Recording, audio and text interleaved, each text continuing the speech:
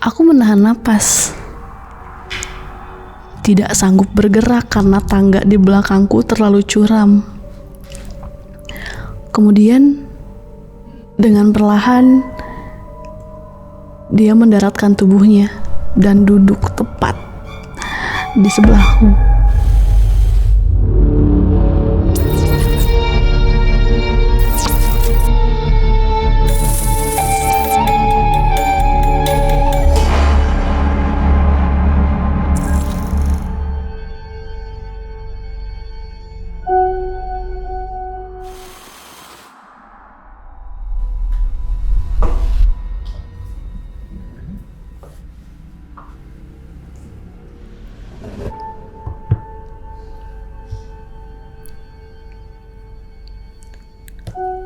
Selamat malam, kaum nokturnal. Kembali lagi dengan aku Herlin di cerita malam ini. Malam ini aku akan membawakan kembali cerita dari Mbak Dita ketika dia tinggal di sebuah hunian eksklusif di kota Semarang. Seperti apa ceritanya? Tonton terus sampai akhir di monolog malam ini.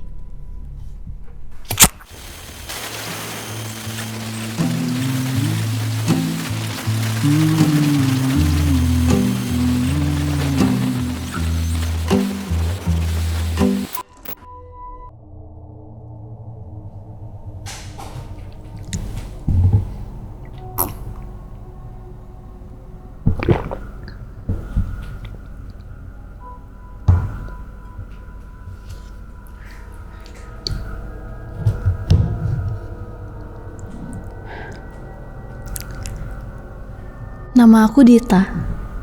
Sebagai mahasiswa baru di Semarang tahun 2005, aku adalah tipikal orang yang sangat menjunjung tinggi sopan santun dan rasa eueuh pakeueuh. Aku selalu merasa perlu menyapa siapapun agar dianggap sebagai junior yang baik. Meski terkadang rasa sungkan itu membuatku tidak peka terhadap bahaya. Hari itu hari Jumat. Aku datang lebih awal ke kos karena sifatku yang agak perfeksionis. Aku ingin memastikan kamarku benar-benar siap sebelum perkuliahan dimulai. Kos-kosanku ini berbentuk huruf U di lantai 2. Kamarku terletak di pojok yang paling ujung. Untuk turun ke bawah, aku harus memutar melewati seluruh deretan kamar lain. Karena aku adalah orang yang lebih suka mengamati dari kejauhan daripada menjadi pusat perhatian, posisi pojok ini sebenarnya membuatku merasa nyaman. Meski terasa terisolasi. Saat itu, teman sekamarku, Mbak Ika, sedang KKN. Mbak Ika ini adalah tipe senior yang paling santai tapi perhatian.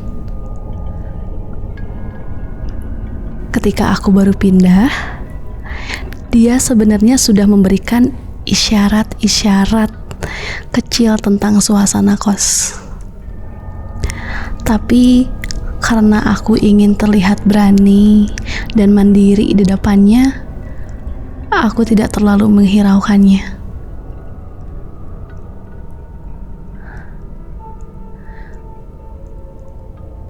Kejadian dimulai saat aku melihat pintu kamar di tikungan lorong terbuka. Sebagai junior yang ingin memberikan kesan baik, aku otomatis menoleh untuk menyapa. Namun, sosok perempuan dengan rambut terurai yang mengintip dari kegelapan itu hanya menatapku dengan satu mata bermata biru.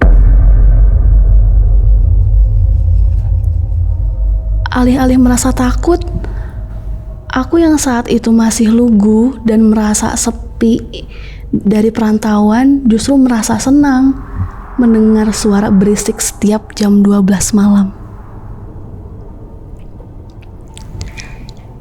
Bagiku yang sulit tidur, suara orang yang lari-lari dan sambil mandi bernyanyi itu adalah teman yang mengisi kesunyian di malamku itu.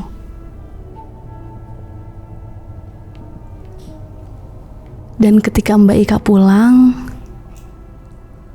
kepolosanku mulai goyah. Aku menceritakan betapa ramainya kos ini. Namun, Mbak Ika menunjukkan raut wajah yang berubah drastis. Dari ramah menjadi tegang dan pucat. Ramai gimana? Tanya Mbak Ika pelan. Aku menceritakan pengalaman menyapa penghuni di kamar pojok. Mbak Ika bersumpah bahwa kamar yang kulihat itu milik Martin yang sedang KKN dan sudah lama kosong.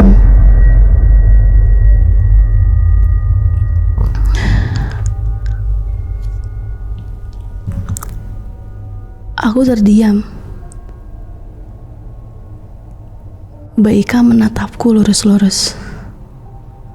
Tiba-tiba, suara riuh orang lari-lari yang biasanya membuatku nyaman, kini terasa asing. Suasana kos yang tadinya hangat, mendadak terasa dingin dan menekan. Kami kemudian menemui Mbak Galih, penghuni senior yang terkenal jutek dan galak. Namun, di balik topeng senior galaknya, ternyata dia menyimpan ketakutan yang luar biasa karena telah diteror oleh sosok mata yang bermata biru itu.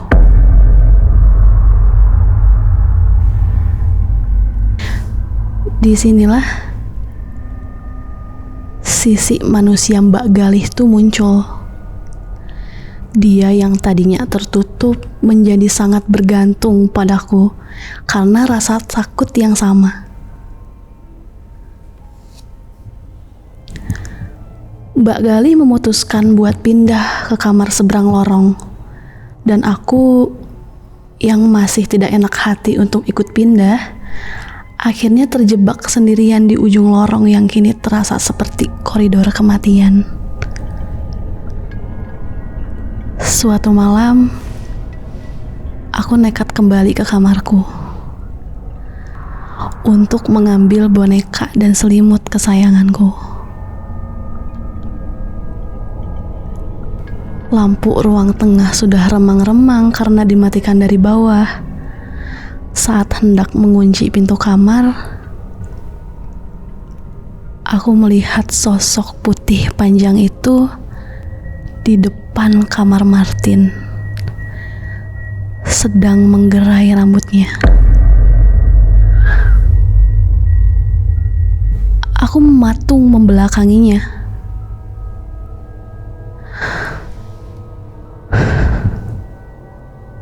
Aku menarik napas perlahan. 1 detik, 2 detik. Suara gesekan rambut itu tuh terdengar nyata di belakangku. Aku berpikir keras.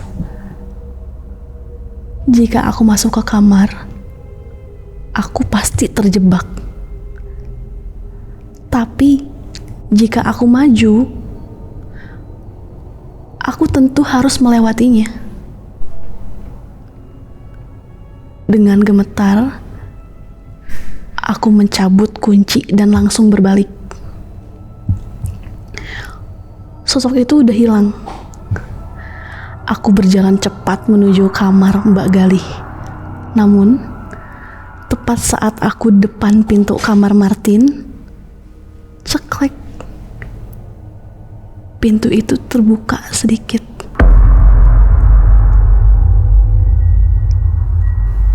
Aku berhenti. Logikaku menyuruh lari. Tapi didikan Jawaku nih yang mendarah daging membuat berhenti dan menoleh.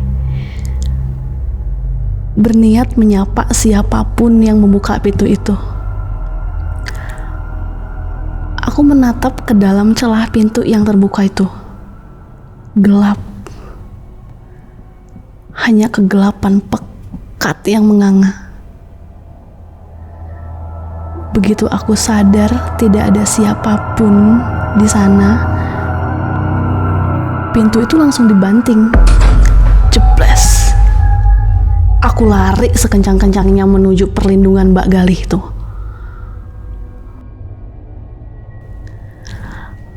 Beberapa waktu kemudian, lantai 3 selesai direnovasi dan dibangunlah kamar baru.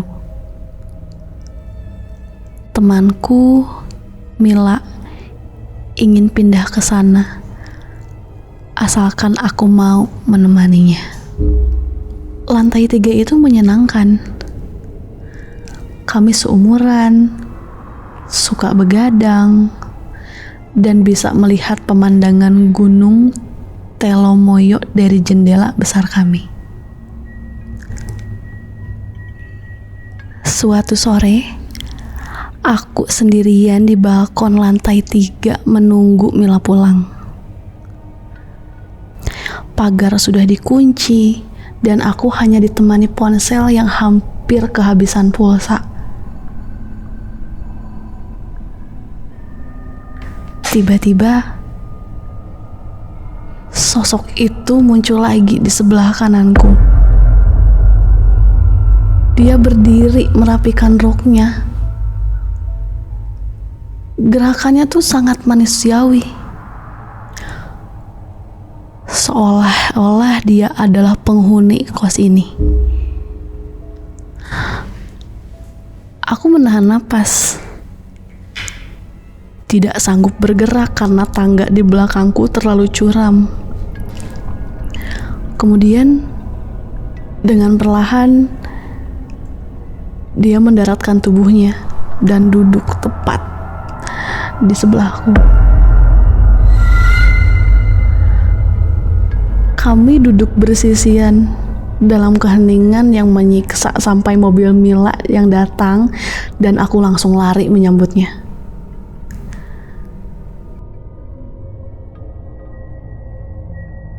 Gangguan tidak berhenti.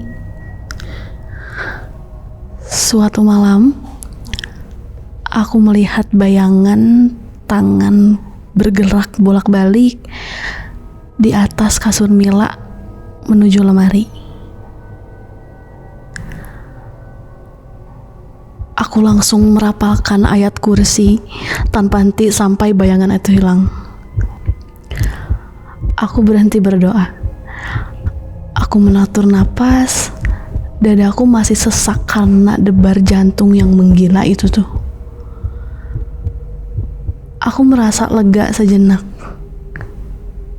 mengira gangguan itu telah usai. Brak. Tiba-tiba, lubang angin di atas pintu dan jendela seperti didobrak dan dicakar-cakar dari luar dengan sangat kencang. Aku bukan lagi Dita yang takut dicap tidak sopan. Aku adalah Dita yang harus berjuang dengan doa yang kurapalkan terus-menerus sampai akhirnya kelelahan merenggut kesadaranku. Kejadian malam itu meninggalkan ghost atau luka batin yang mendalam. Membuatku merasa terkurung dalam penjara pikiranku sendiri setiap kali harus menghabiskan malam di ujung lorong lantai 2 yang terisolasi itu. Aku menyadari bahwa aku tidak bisa terus bertahan dalam kesendirian. dan kebutuhan psikologis untuk merasa aman mulai mengalahkan rasa sungkanku pada penghuni lama itu. Ternyata kejadian ini dialami kolektif oleh teman-teman lantai 3 lainnya. Dari Ica, Nete, dan Emen. Ada Nete yang sangat polos dan selalu berpikir positif. Suatu malam saat kami berkumpul di ruang tengah yang memiliki jendela kaca besar, Nete bertanya dengan muka tanpa dosa pada Emen. "Loh, Men, bajumu warna hitam, tapi kok bayanganmu di jendela warnanya putih?" Kami semua menoleh ke jendela dan melihat sosok putih berdiri tegak mengawasi kami. Kami langsung lari masuk ke kamar. Masalah sebenarnya datang dari Emen. Dia tipe orang yang cerdik tapi malas. Karena malas membawa sampah ke lantai 1, dia punya kebiasaan konyol. Melempar sampah termasuk sampah pribadi wanita langsung dari balkon pada jam 11 malam agar tidak ketahuan. Puncaknya saat Emen sedang tidur di kasur atas. Dia merasa ada sesuatu yang merambat naik ke kakinya hingga dadanya sesak. Saat dia berhasil membuka mata, di sebelahnya berbaring sosok wanita dengan wajah pucat, kotor, dan wajahnya rata, tanpa mata, hidung, atau mulut. Emen langsung terjun bebas dari kasur atas dan menangis, packing semua barangnya untuk pulang pagi saat itu juga. Melihat semua teman-temanku diteror, aku merasakan kemarahan. Aku berteriak ke tengah ruangan yang dingin. "Hei, kalian kalau misal ada masalah, katakan padaku. Jangan ganggu teman-temanku." Jawaban yang kudapat adalah bisikan anak kecil yang ketus. "Pergi kalian dari sini. Aku tidak mau ada kalian di sini." Ketakutan kolektif itu memuncak hingga orang tuaku datang menjemput. Berbeda dari biasanya, bapakku tiba-tiba minta diantar ke kamar untuk sholat maghrib sendirian. Dalam perjalanan pulang, setelah keluar batas kota, bapak akhirnya buka suara. "Dit, yang ada di kosmu itu namanya Kantil. Tadi bapak sudah ngobrol sama dia," kata bapak dengan tenang. Bapak menegurku karena perbuatan kami yang kurang sopan. Membuang sampah sembarangan dengan cara dilempar, menjemur handuk asal lempar, dan suara tawa kami yang terlalu keras di malam hari. Sampah-sampah itu ternyata mengenai mereka.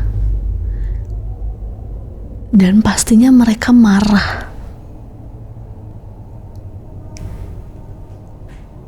Bapak bilang kami harus menghormati penghuni yang tidak nampak.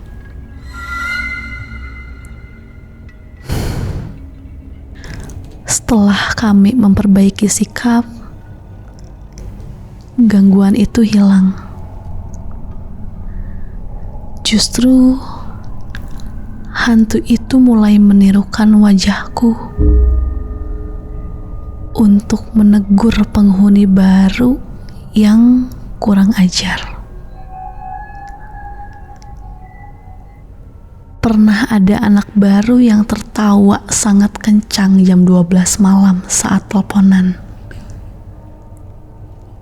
Tiba-tiba melihat aku berdiri di depan pintu memakai baju putih dan melotot marah ke arahnya. Padahal malam itu aku sedang tidur nyenyak di dalam kamarku.